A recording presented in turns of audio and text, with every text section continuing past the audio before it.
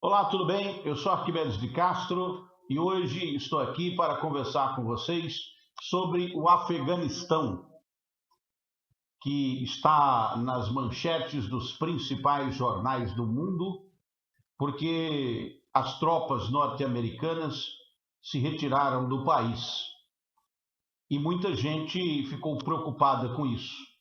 As informações dão conta, inclusive, de violação dos direitos humanos durante a invasão do grupo político que está sob o comando do Afeganistão, o Talibã.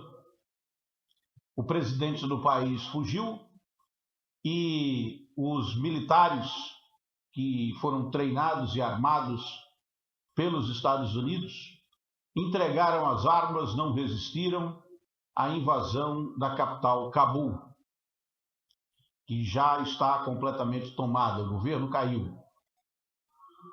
E nesse momento, a comunidade internacional se preocupa, porque o Talibã é reconhecido como um grupo radical, que faz uma interpretação muito particular do Alcorão. E essa interpretação da lei islâmica impõe uma série de restrições que violariam os direitos humanos consagrados pela Carta dos Direitos Humanos nas Nações Unidas. Entretanto, esse novo Talibã diz que não é um Talibã tão radical, que vai procurar dar direitos, respeitar os direitos, não vai perseguir ninguém. Muita gente acha que os Estados Unidos deveriam continuar ocupando o Afeganistão, mas talvez essa não seja a melhor coisa a fazer. Na verdade, os norte-americanos nunca deveriam ter ido para o Afeganistão. A desculpa para invadir o Afeganistão foi de que lá existiriam bombas de destruição em massa, armas que poderiam exterminar em massa populações, armas nucleares.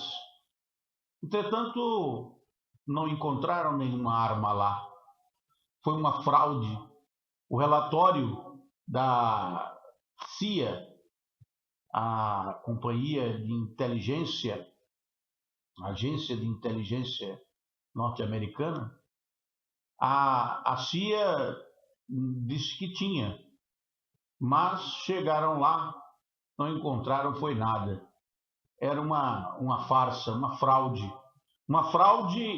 que levou os norte-americanos, soldados norte-americanos, para a morte. Muitos que não morreram estão com as pernas cortadas, com traumas físicos e mentais de uma guerra insana por um motivo fútil. O Bin Laden não estava no Afeganistão, não existiam armas de destruição em massa. Bin Laden foi preso no Paquistão, preso não, né? Assassinado, morto no Afeganistão, no Paquistão, e no Afeganistão não tinha nada. E sem provas, com base em um relatório fraudado, os Estados Unidos se mantiveram no Afeganistão e muitos achavam que o papel dos Estados Unidos lá era de implantar a democracia, mas não era esse o papel. Não é o papel de nenhum Estado nacional invadir outro com o pretexto de implantar o Estado democrático de direito. Não há legalidade nesse ato do ponto de vista geopolítico. Mas assim foi feito. Os Estados Unidos, na época, governados por George Bush, podiam tudo, como podem ainda hoje, a maior máquina de guerra do mundo, e invadiram. Ficaram por lá durante todo o tempo e nada conseguiram mudar na lógica da geopolítica da região. Saíram e deixaram os afegãos lá à própria sorte, como sempre estiveram. O Talibã, muito provavelmente, é o mais organizado e o melhor grupo político que existe no Afeganistão. Você vai dizer, então, mas se o Talibã é o melhor, o que seria pior? Bom, pior talvez fosse o governo que estava no poder. O presidente que estava no poder, mesmo tendo recursos, mesmo tendo condições, não reagiu ao Talibã. O presidente, inclusive, rapidamente se refugiou e, dizem, vivia como um rei, ignorando os problemas da população. Por outro lado, os militares afegãos também não quiseram entrar na briga e se entregaram a esse novo governo. É preciso, quando você vai olhar para o Afeganistão, entender que eles são diferentes de nós. E isso não quer dizer que eles sejam piores. Eles têm problemas políticos, como nós temos problemas políticos aqui também.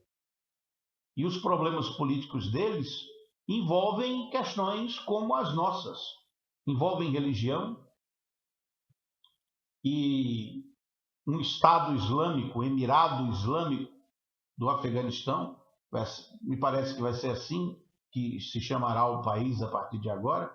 Isso vai depender do reconhecimento por parte das Nações Unidas, mas alguns países já reconheceram o novo governo, o Emirado Islâmico do Afeganistão, por exemplo, a China. Outros países tendem a reconhecer também. O Afeganistão é um país importante do ponto de vista geopolítico naquela região.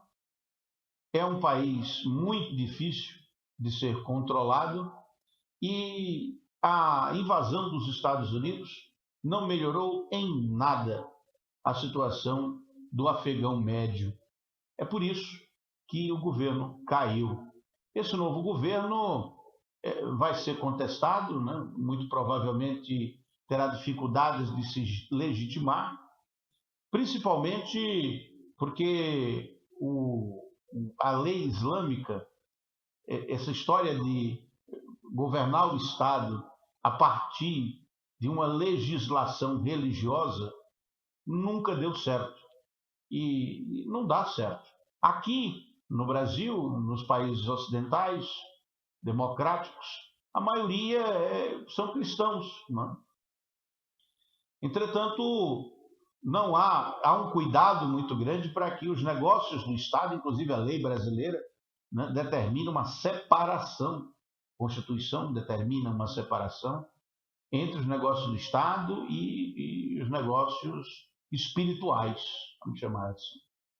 Inclusive, esse Estado, esse pensamento, né, de um Estado que não professa nenhuma religião, ele oficialmente existe, né? É um Estado laico. Entretanto, o governante, o nosso, por exemplo, é cristão. Ele diz que é cristão, diz que é católico, apesar de ter muita ligação com o protestantismo também. Ele se diz católico, provavelmente de batismo, mas também já foi batizado na igreja evangélica. E inclusive faz escolhas, declaradamente escolhas a partir de critérios religiosos, como o último ministro, o André Mendonça, que indicou para o Supremo Tribunal Federal.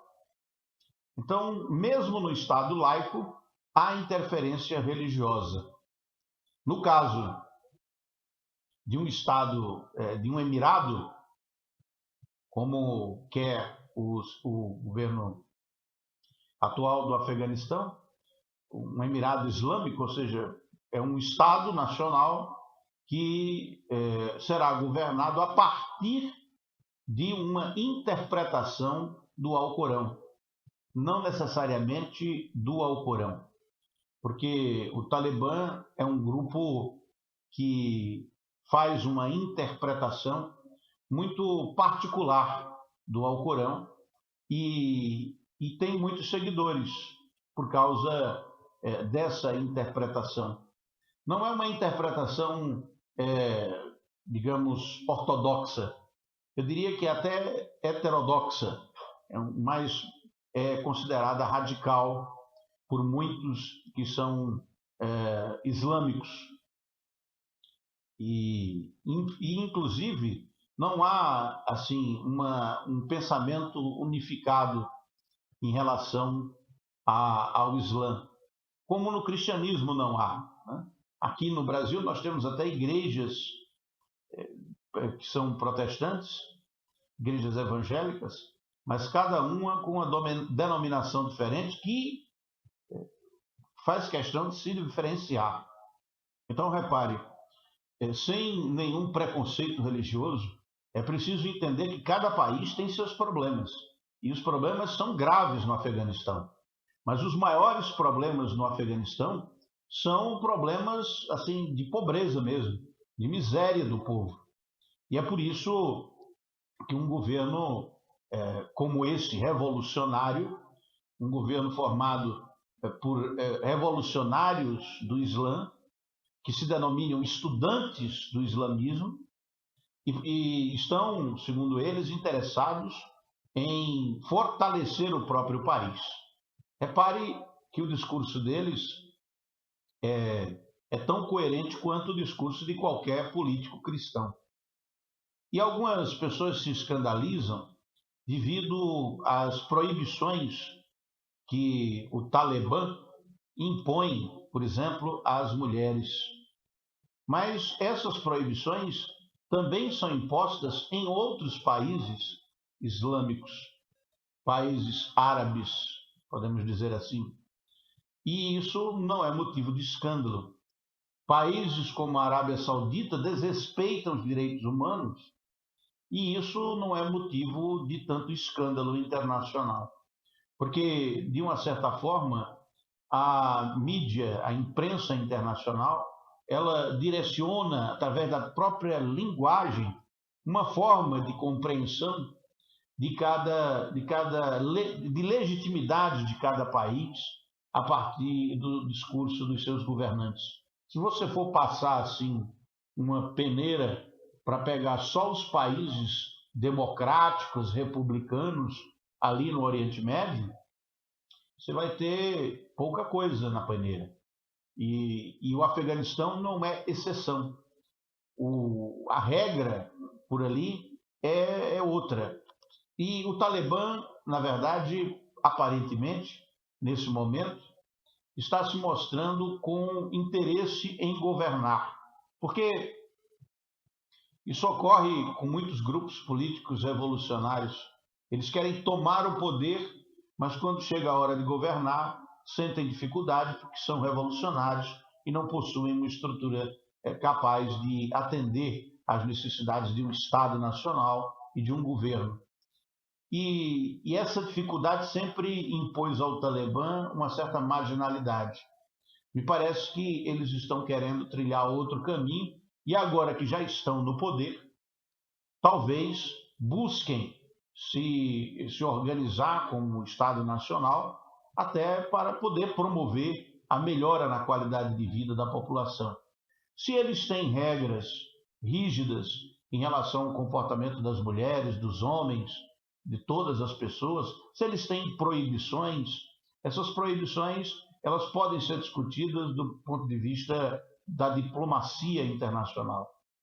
Agora, invadir o país, como invadiram, com a justificativa de que tinha armas de destruição em massa, que abrigava terroristas, que tinha uma possibilidade ali do Talibã, enfim, do governo do Afeganistão se tornar perigoso para o mundo inteiro, isso era tudo mentira.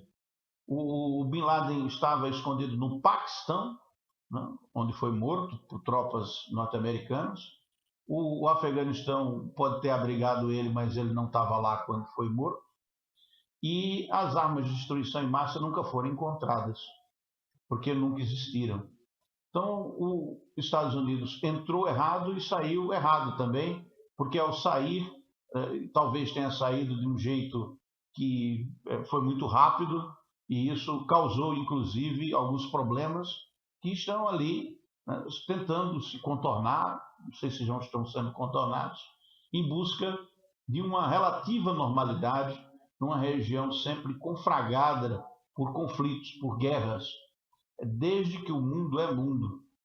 O berço da humanidade, né, poderia estar muito melhor se não fosse essas brigas por território, por terra e por questões religiosas, comportamentais, que existem tanto em Israel como na Arábia Saudita, como existem no Paquistão e existem também no Afeganistão.